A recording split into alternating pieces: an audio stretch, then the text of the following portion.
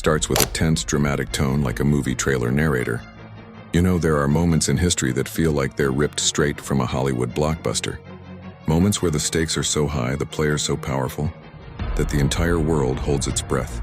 We're living in one of those moments right now. It's the story of a titan, America, deciding not just to poke one bear, but to stare down a dragon at the same time. This is the tale of America's grand, audacious, and incredibly risky gamble, challenging two giants, Russia and China, simultaneously. For decades, the chessboard of global politics had a certain predictability. After the Cold War, America was the undisputed heavyweight champion.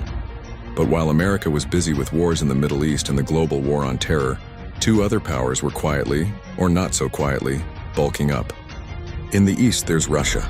Think of it as the old empire, wounded but proud with a long memory and a stockpile of nuclear weapons. Under Putin, it's been reasserting its influence, reclaiming what it sees as its rightful sphere. The invasion of Ukraine wasn't just a regional conflict.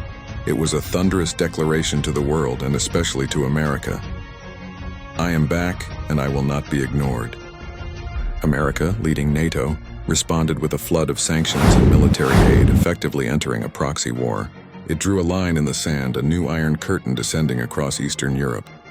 One front was officially open, but turn your gaze to the other side of the world, and you see an entirely different kind of giant. China, this isn't the old empire of Russia. This is the new economic colossus. While Russia flexes its military muscle, China wields the power of the yuan, of global supply chains, of 5G networks and artificial intelligence. For years, the US and China were locked in a dance of frenemies, economic partners with deep strategic mistrust. But that dance has turned into a face-off. We're talking trade wars, tech wars, and a tense military standoff in the South China Sea. The dispute over Taiwan is a ticking time bomb, a flashpoint that could ignite a conflict far larger and more devastating than what we see in Ukraine. And just like that, a second front was opened.